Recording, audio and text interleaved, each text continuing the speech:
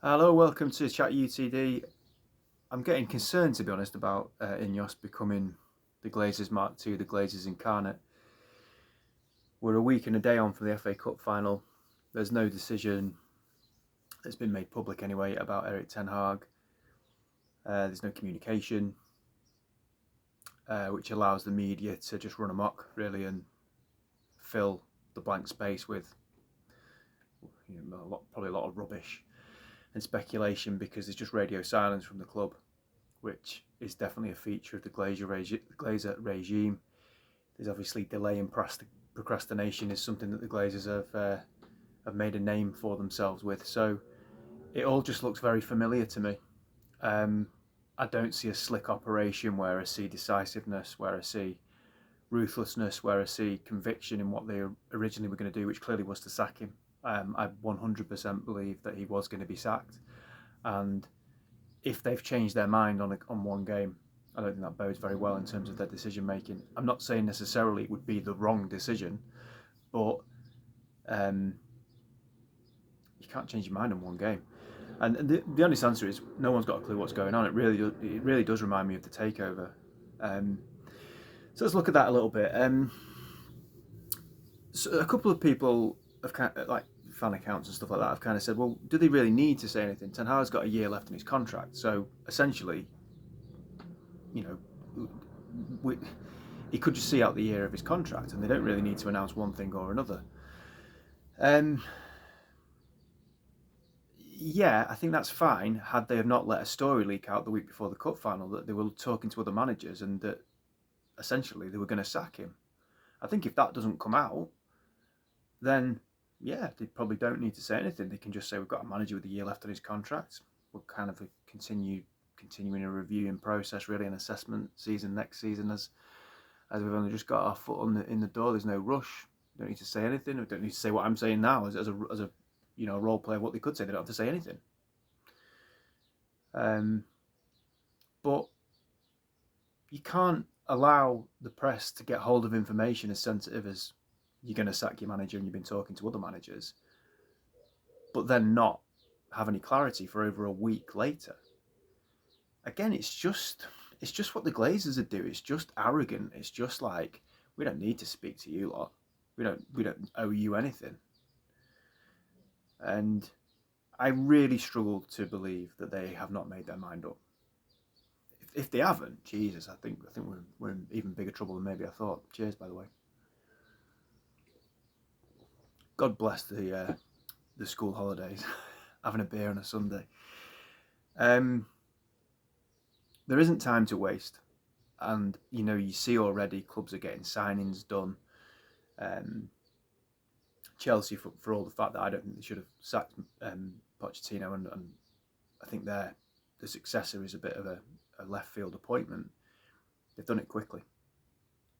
They're signing players. Other teams are starting to look to sign players, and they're already ahead of us. Pretty much any of our competitors, really, if you pick any of them, they're all ahead of us. And okay, it is still very, very early in the transfer market, but we need a perfect summer to bring us to par, as I've said before, with Brighton, Villa, Newcastle, Tottenham. We're not even talking about Arsenal and Liverpool. So we ain't got time to be wasting not knowing who the manager is. And if they've decided the manager isn't going to continue, fine.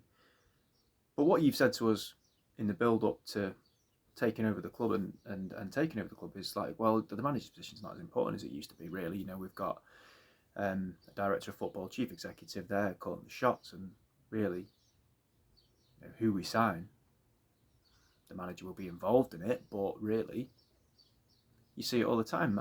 Teams that haven't got a manager buy players because the director of football has decided that that's the player to get, or that's a profile of player that they need. So, okay, don't tell us about Ten Hag, then go and make signings. Go and do what you need to do, because there's an awful lot needs to be done. I've long since had concerns. I just don't really see it being that different. I said when they took over the percent that they've got, it's a different shade of the same. You know what? I don't see it being revolutionary, which is what we need. We don't need evolution. We need revolution. In some ways, the cup final, United winning it, I think probably surprised them in a way where they thought that's made our job harder in terms of Ten Hag. But United fans are easily appeased. I've said that for a long time. We've just won the FA Cup against Man City. Most United fans know that everything in the garden isn't rosy, but it's brought a disproportionate amount of credit to this current squad and the manager that you wouldn't get elsewhere. Because really, the FA Cup is a consolation prize. Let's have it right. It was a fantastic day. It was an amazing experience watching it, and if we could relive it, I would. But it doesn't, for me, in the grand scheme of things, change anything. The squad needs gutting, and a complete overhaul needs to happen. And as people have said, we haven't even decided whether the manager is going to stay or not. It doesn't look good. So what do I think they should do? We've said about what they're not doing, but what should they do? Should Erik Ten Hag get another year? The only way I think he should stay is if they say to him, it's as it was. You've got a year left on your contract, and that's the way it is. You've got a year left, that's it. You're not getting a new contract until we see something far better than what we saw last season. We can't give you a new contract based on what we've seen last season. So we don't need to give you one. You've got a year left on your contract. Let's just see how that goes. I would be okay with that because I think that's sensible. If you're going to keep him, I mean, it's sensible. The Glazers would give him another contract and then have to sack him 2 or 3 months later and give him a big payoff like they did with Mourinho and like they did with Solskjaer. So that would be a bit different if they just said, okay, it's as we were.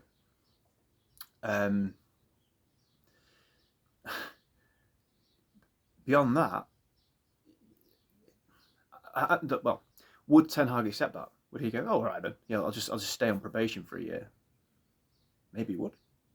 Maybe let's see how much. In that case, let's see how much he really does believe in himself, because he's been pretty ballsy in recent interviews where he said, if you don't want me, I'll go and win trophies elsewhere.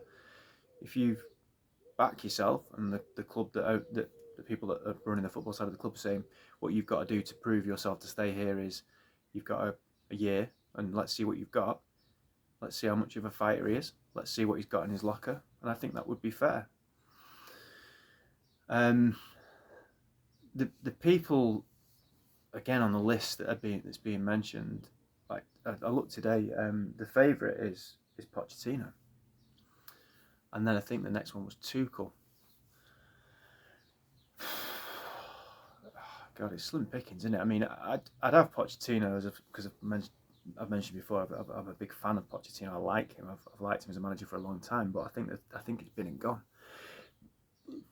Between him and Tuchel, I'd prefer Pochettino because I just prefer him as a man. I just prefer him as a character, and I've always had that thought of what would it be like to have Pochettino as United's manager. It's an itch you end up scratching, but Tuchel, as I've said before, does nothing for me, and I think it goes completely against what INEOS have said that they're trying to do. So, depends how desperate they are to get rid of him. If the bigger picture here is Tuchel isn't the right person, but we just want rid of Ten Hag, and at least he's better than, well, they might think he's better than Ten Hag, then maybe, but we're just filling air, aren't we? Because we just don't know. I personally think he should have been sacked, but I think he should have been sacked, and then it needs to have been someone like a Motta or a Kieran McKenna or another left field appointment where they've handpicked somebody who's going to come and make their name at United, like I mentioned before. You can't just sack him and get Thomas Tuchel, because for me, I think that's a backward step. I'd rather them just give him the last year of his contract, but they should be giving him a new contract. definitely not. And just finally, it was Romano, Fabrizio Romano, who said it, so he usually gets it right. He was saying that Bruno's agent has been in touch with clubs across Europe. Bayern Munich's been mentioned. It's been mentioned again today that Bayern Munich will be talking to his agent. I'd be absolutely gutted if Bruno left United. He's the only player, apart from Martinez maybe, but he's the only player in the last 10 years that we've bought where I've thought, yeah, he's got it. He came in, and as I said before, Pogba was going on about, or placaters and apologists of the prick that is Pogba were saying, oh yeah, he operate better if he's ever so slightly to the left of a three. He operates better when he's got someone slightly to his right. He operates better when he's got this, that. He needs a perfect bloody framework around him to make anything happen. Bruno just came in and went, just give me the ball, I'll take care of this. Took responsibility, heaped it on his shoulders, scored loads of goals, got loads of assists, never gets injured, plays through the pain barrier, plays through injuries, plays through broken bloody bones. Still scores loads of goals, still assists loads of goals. The only one that's in the referee's ear trying to make something happen. You might not like that, but I think we've lost that as a club. We don't contest decisions with enough passion. He's the only one that presses. He is the only one who stands up to his end of the bargain for me. And I'd say Martinez is of the same sort of ilk. But if you let him go with the standards that he brings, with the goals that he brings, with the assists that he brings, you let him go ahead of some of the other shite that we've got in that squad. And you let him, again, I've said it before, you let him go ahead of Rashford, you're setting an incredibly dangerous precedent that is very, very much Glazeronomics. In my opinion, you're going to get, they're just thinking, well, people will actually come and buy Bruno. No one's going to buy Rashford. So let's let him go. Because people will buy him and he's 30. He's the talisman of the team. He makes things tick. I'd be horrified if United sold him. I really would. I wouldn't mind. If he wants to go, I understand that. Because if he's thinking, I've hung around here for 4 years, I love playing for the club, he supported the club as a kid by all accounts, and he thinks, it's not going to happen here. I've only got about 3 or 4 more years at the top, and I want to go and win trophies. I wouldn't have a problem with him wanting to leave. If that's the case, then the club obviously are going to let him go. But if it's the club saying, no, we'll listen to offers because we're happy for him to go, nah, again, a very, very, very worrying sign on the part of INEOS if that's the case. Just a quick word before I go that I'm starting something new on the channel in the next few days. It's obviously, if Ten Hag gets sacked or there's a decision made on Ten Hag, I'll do a chat UTD video on that because it's big. If Bruno ended up leaving or we signed someone or whatever, again, I'd probably do something. But by and large, over the next few weeks, I'm going to kind of take a step away from chat UTD because so much of what we see at this time of year is silly season, and it does my head in, to be honest, and speculate. Even doing this video today, I hope you've enjoyed it, but it's all about conjecture and it's all about speculation because we haven't got any facts, and there's only so many videos you can do like that. So I am changing things slightly because the Euros are happening, and like what I do with this, I'm changing it to chat ENG. Do you see what I did there? England. Because I'm an England fan. England are playing in the Euros, and I'm going to be doing some stuff around that. So yeah, that's incoming soon. For people who aren't bothered about England, I'll see you in a few weeks, or when Ten Hag gets sacked, or we announce what's happening with that. But yeah, I'm going to change my focus over the next few weeks. Okay, thanks for watching. If you did, Glazers out.